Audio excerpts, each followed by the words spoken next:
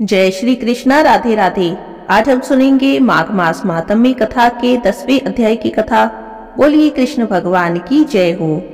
इस अध्याय में भी धर्मदूत किस कार्य को करने से स्वर्ग की प्राप्ति होती है, किसे करने से नरक की प्राप्ति होती है, इसी की व्याख्या कर रहे हैं। धर्मदूत कहते हैं कि बहुत से पाप करने वाला भी यदि एक बार गंगा स्नान कर ले तो वह शुद्ध हो जाता है। गंगा जल भगवान विष्णु के चरणोदक से भी अधिक पवित्र है। इसे शिवजी ने मस्तक पर धारण किया है। गंगा जल के समान कोई भी जल पवित्र नहीं है। गंगा नाम के उच्चारण मात्र से ही प्राणी के सभी पाप नष्ट हो जाते हैं। गंगा तवे दर्शनात् मुक्ति, अर्थात श्री गंगा के तो केवल दर्शन मात्र से ही मुक्ति प्राप्त हो जाती है, अतः स्नान से तो ब्रह्मलोक में स्थान प्राप्त होता है। हे वैश्य, वह ब्राह्मण आकाश के तारे के समान तेजधारी होता है जो गौ की सेवा करता है। जो गौ के स्थान पर प्राण त्यागता है उसके तो सारे पाप नष्ट हो जाते हैं। जो प्राणी पर नारी को माता के समान मानता है वह धन्य है, उसे तो कभी भी यम द्वार नहीं देखना पड़ता। जो मन वचन कर्म से कभी पर नारी का ध्यान नहीं करते वे सभी सुखों का उपभोग करते हैं। पर स्त्री गमन करने वाले 21 बार नरक को भोगते हैं। जो प्राणी द्रव्य को नहीं लेते वे देवलोक को प्राप्त करते हैं। जो क्रोध करने की अवस्था में भी क्रोध नहीं करते वे दिव्य भोगों को भोगते हैं। जो माता पिता का सत्कार करते हैं, गुरु का पूजन करते हैं, उन्हें ब्रह्मलोक में स्थान प्राप्त होता है। जो स्त्री अपने सतीत्व की रक्षा करती है, पतिव्रता रहती है, वह संसार में सभी सुखों को भोगती है। दुराचार करने वाली को नरक प्राप्त होता है। जो वेद वाक्य पढ़ते हैं या सुनते हैं, शास्त्रों का पठन पाठन करते हैं, मनुस्मृति आदि धर्म शास्त्रों का अध्ययन करते हैं, उन्हें निश्चय ही स्वर्ग प्राप्त होता है। जिन प्राणियों ने धर्म के महत्व को समझकर ज्ञान का अर्जन किया है, जो अपने ज्ञान का उपदेश देते हैं, वे निश्चय ही ब्रह्मलोक में स्थान पाते हैं और देवताओं के द्वारा पूजित होते हैं। यमदूत कहते हैं, हे वैश्य पुत्र, धर्मराज जी ने जिस गूढ़ रहस्य को मुझे खुद बताया है, अब उसे ध्यान देकर सुनो। महात्मा पुरुषों के पास तो यम के दूत भूलकर भी नहीं जाते। जो भगवान विष्णु की आराधना करते हैं, यमदूत उनके पास जाने का भी साहस नहीं कर सकते। यमुना जी के भाई यम का आदेश है कि वे दूत वैष्णवों के समीप जाने का साहस भी न करें। जो प्राणी किसी भी रीति से श्री हरि की आराधना करते हैं, वे यदि पापाचार भी करें तो भी उनके पास यमदूत नहीं जा सकते। जिस प्राणी के घर जाकर वैष्णव भोजन करता है वह घर पवित्र हो जाता है। वैष्णवों के संगत में आने मात्र से प्राणियों के सभी पाप नष्ट हो जाते हैं, ये बिल्कुल सत्य है, और वह वैष्णव भी स्वर्ग को जाता है।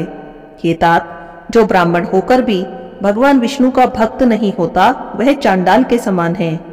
जो विष्णु भक्त है वह सदैव पूजनीय है। विष्णु भक्त के पितृ सदैव ही तर्पित हो जाते हैं।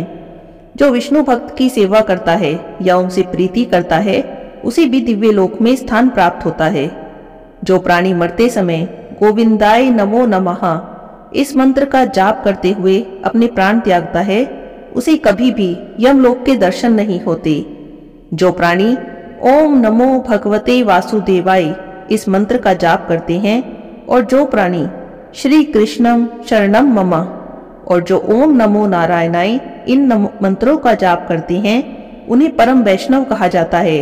ऐसे प्राणी सभी सुखों को भोगकर अंत समय में वैष्णव रूप धारण करके विष्णु लोक में वास करते हैं। यमदूत कहते हैं कि जो प्राणी मोक्ष की कामना करते हैं उन्हें श्री शालिग्राम जी का पूजन करना चाहिए। इस स्वरूप में विष्णु पूजन सभी पापों को नष्ट करने वाला है। शालिग्राम जी का पूजन करने से प्राणी को प्रतिदिन 10,000 राजसूय यज्ञ का फल प्राप्त होता है। शालिग्राम भगवान विष्णु का सुंदर रूप है। उनके पूजन से प्राणी के कठोरतम पाप भी नष्ट हो जाते हैं। भगवान विष्णु हमेशा ही शालिग्राम में विराजते हैं, और इसी कारण कहा जाता है कि जिसने शालिग्राम का पूजन कर लिया उसने समस्त पृथ्वी का दान कर दिया। अतः 12 शालिग्राम शिलाओं के पूजन का अब मैं तुमसे फल कहता हूँ, उसे सुनो। स्वर्ण कमल द्वारा 12 कल्प तक 12 लिंगों का फल एक बार शालिग्राम जी के पूजन से प्राप्त हो जाता है। जो 100 शालिग्राम शिलाओं का पूजन करता है वह वैकुंठ भोगने के बाद चक्रवर्ती राजा होता है और पृथ्वी पर सुखों का सेवन करता है। जो शालिग्राम जी की पूजा करता है उसे वैकुंठ की प्राप्ति होती है। शालिग्राम पूजन मात्र से तीर्थ, दान, यज्ञ आदि सभी कर्म के फल स्वतः ही प्राप्त हो जाते हैं। परम नाटकीय भी शालिग्राम पूजन के प्रभाव से दिव्य लोक को प्राप्त होता है। शालिग्राम जी का अभिषेक करने से सभी तीर्थों के स्थानों का फल प्राप्त होता है। विधि विधान से पूजा करने से कली काल में भी विष्णु लोक की प्राप्ति होती है। हजारों शिवलिंग दर्शन और पूजन स्तुति से प्राप्त होने वाला फल शालिग्राम जी की एक दिन की पूजा से ही प्राप्त हो जाता है। जिस घर में शालिग्राम जी निवास करते हैं उनके तो आसपास सभी देवता और महात्मा रहते हैं। जो शालिग्राम जी के सामने श्राद्ध करते हैं उनके पितृ 100 कल्पों तक स्वर्ग में रहते हैं। जो शालिग्राम शिला का जल पीते हैं उन्हें अमृत पान करने का फल प्राप्त होता है। दूत ने आगे क्या कहा हम अगले अध्याय की कथा में सुनेंगे। आज के अध्याय की कथा यहीं पर समाप्त होती है। बोलिए कृष्ण भगवान की जय हो। अब सुनते हैं आज की कथा। बोलिए जय श्री राम। एक समय की बात है, आप तो सब जानते ही हैं कि तुलसीदास जी भगवान राम के भक्त थे। तुलसीदास जी को किसी ने बताया कि जगन्नाथ जी में साक्षात भगवान दर्शन देते हैं। बस फिर क्या था, ये सुनकर तो तुलसीदास जी बहुत ही प्रसन्न हुए और अपने इष्ट देव श्री राम का दर्शन करने के लिए श्री जगन्नाथपुरी को चल दिए। महीनों की कठिन और थका देने वाली यात्रा के बाद, क्योंकि पहले के समय में बस और रेलगाड़ी तो होती नहीं थी, पैदल चलकर जाते थे या बैलगाड़ी पर जाते थे तो महीनों लग जाते थे। इतने महीने के बाद जब वे जगन्नाथपुरी पहुंचे तो मंदिर में भक्तों की भीड़ देखकर बड़े प्रसन्न हुए। बड़े प्रसन्न मन से मंदिर के अंदर गए और जगन्नाथ जी का जैसे ही उन्होंने दर्शन किया उन्हें तो बड़ा धक्का सा लगा और वे निराश हो गए और विचार करने लगे कि ये हस्तपाद विहीन देव, जिनके ना हाथ है ना पैर है ना अधूरी सी मूर्ति है, ये हमारे जगत में सबसे सुंदर और नेत्रों को सुख देने वाले मेरे राम नहीं हो सकते। नहीं नहीं, ये मेरे राम नहीं है। बस इसी तरह सोचते हुए दुखी मन से बाहर निकले और एक पेड़ के नीचे जाकर बैठ गए और सोचने लगे मैं तो बेकार ही इतनी दूर आया, मेरा तो इतनी दूर आना व्यर्थ हो गया।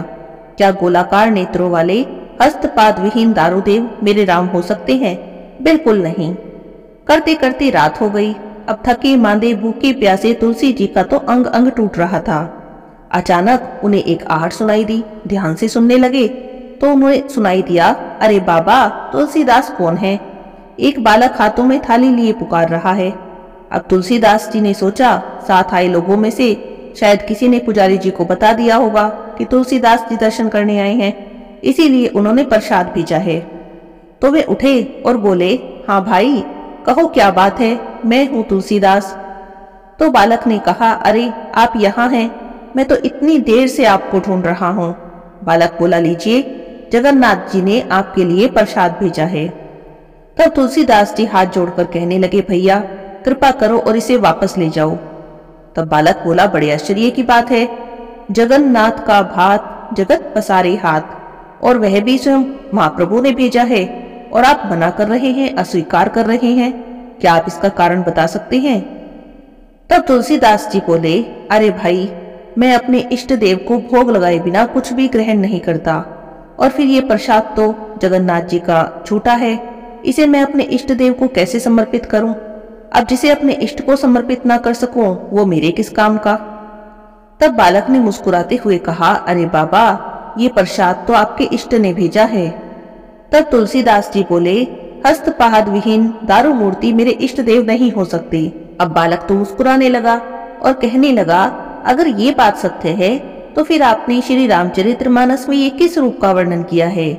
बिनु पद चलई सुनई बिनु काना, कर बिनु करम करई विधि नाना, आनन रहित सकल रस भोगी, बिनु बानी बक्ता बड़ जोगी। अब तो तुलसीदास जी की भावभंगिमा देखने लायक थी। आंखों से आंसू बहने लगे, उसे शब्द नहीं निकल रहे थे। अब थाल वहीं पर रखकर बालक तो अदृश्य हो गया और जाते जाते कहता गया, मैं ही तुम्हारा राम हूँ। मेरे मंदिर के चारों द्वारों पर हनुमान का पहरा है। विभीषण नित्य मेरे दर्शन को आता है। कल प्रातःकाल तुम भी आकर दर्शन कर लेना। तुलसीदास जी की तो बड़ी विचित्र अवस्था हो गई। नेत्रों से अविचल आंसू बह रहे थे शरीर की कोई सुध नहीं। उन्होंने बड़े ही प्रेम से प्रसाद ग्रहण किया। प्रातःकाल मंदिर में जब तुलसीदास जी दर्शन करने गए, तब उन्हें श्री जगन्नाथ जी, बलभद्र जी और सुभद्रा जी के स्थान पर श्री राम जी, लक्ष्मण जी और देवी जानकी के भव्य दर्शन हुए। भगवान ने अपने भक्त की इच्छा पूरी की। जिस स्थान पर तुलसीदास जी ने रात्रि व्यतीत की थी, उस स्थान को तुलसी चौरा के नाम से जाना जाने लगा। वह स्थान तुलसी चौरा के नाम से विख्यात हुआ। ऐसे ही है हमारे प्रभु। हम प्रभु को जिस दृष्टि से देखते हैं, जिस भाव से देखते हैं, उसी में हमें दर्शन दे देते हैं। बोलिए जय श्री जगन्नाथ, जय श्री राम। तुलसी महारानी नमो नमो, हरि की पटरानी नमो नमो। तुलसी महारानी नमो नमो, हरि की पटरानी नमो नमो। धन तुलसी पूर्ण तप कीनो, शालिग्राम बनी पटरानी नमो नमो। तुलसी महारानी नमो नमो, हरि की पटरानी नमो नमो। जाके पत्र मंजरी कोमल, श्रीपति कमल चरण लपटानी नमो नमो। तुलसी महारानी नमो नमो, हरि की पटरानी नमो नमो। कौन से महीने में बोई रानी तुलसा, कौन से महीने में हुई हरियाली नमो नमो। तुलसी महारानी नमो नमो, हरि की पटरानी नमो नमो।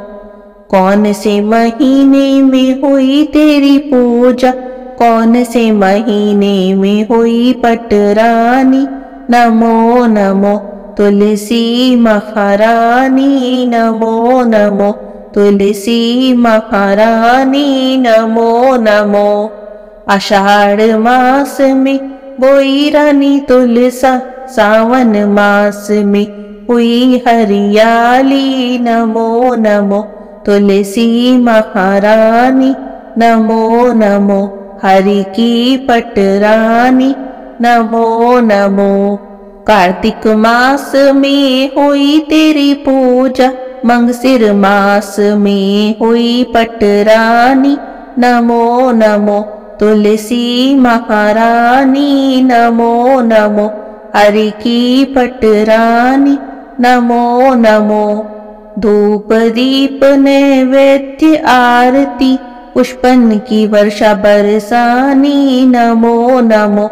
तुलसी महारानी नमो नमो। तुलसी महारानी नमो नमो। 56 भोग 3600 व्यंजन, बिन तुलसी हरि एक न मानी नमो नमो। तुलसी महारानी नमो नमो, हरि की पटरानी नमो नमो। जो कोई तुलसी जी को सवेरे गाए, श्री कृष्ण के दर्शन पाए नमो नमो।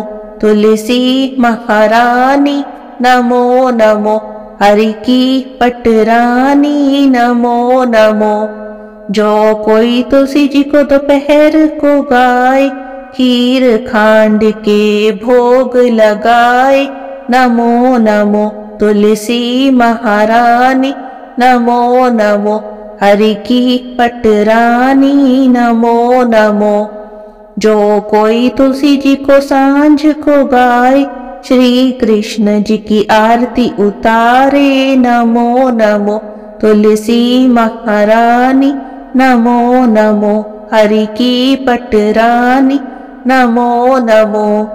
जो कोई तुलसी जी को रात को गाए, श्री कृष्ण के चरण दबाए नमो नमो।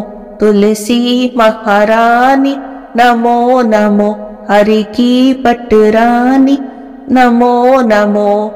सभी सखी मैया तेरो यश गावे, भक्ति दान दीजो महारानी नमो नमो। तुलसी महारानी नमो नमो। तुलसी महारानी नमो नमो, हरि की पटरानी नमो नमो, तुलसी महारानी नमो नमो। बोलिए तुलसी माता की जय हो।